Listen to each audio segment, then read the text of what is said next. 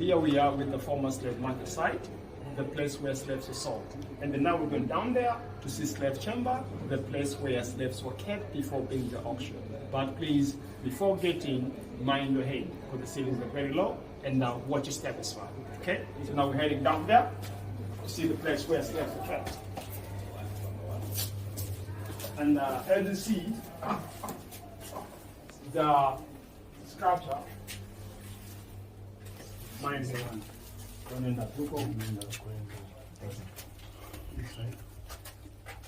make the accent.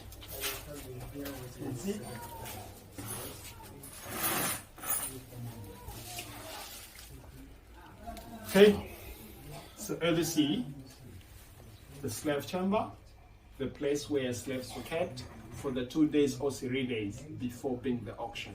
No toilet and has no light, but this is used to be the toilet because during the high tide, the water from the oceans used to become too clean and then to wash away everything, and the serene space there, it was ventilations. That's why many of them, they were died here from the suffocation, starvations and other disease. In this room, 75. Only women, the children, therefore the 50 men, because the men and the women were separate. Right? And it was just a testing to check who is strong and who's weak, because for those slaves who survived here, there were stronger ones, they were taken to the market for auction. But for those slaves who were died here, there were weak ones and they were buried in the massive grave.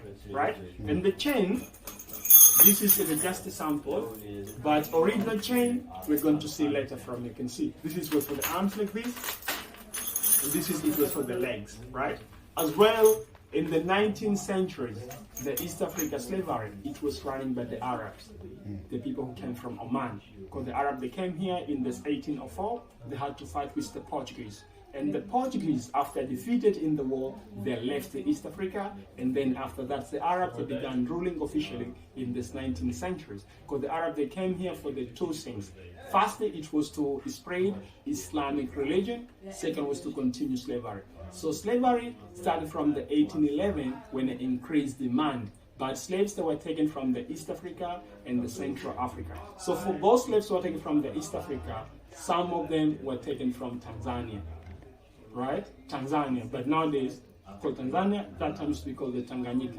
Some of them from Kenya, Uganda, Burundi, and Rwanda. And the Central Africa, slaves were taken from Congo, Malawi, and Mozambique. So slaves, they were kept by force because they were ambushed into a village. Because most of the chiefs, they were dealing with the Arabs. So they were selling some of the tribes to the Arabs, and sometimes they were fight tribes against the tribes. But any tribes which defeated in the war will become slaves. Right? And at that time, it has no Swahili language, but everyone had tribe language. That's why when they were tied slaves, they were separate. That's why it wasn't easy to make plans. Because some of them from Kenya, another one from Malawi or Zambia, that's why it wasn't easy to make plans. Right? And the men slaves, they had the chain from the neck, arms, and the legs, but female, they had the chain only around the neck. Children under the 5 years, they were unchained because they were not slaves. Under the 5.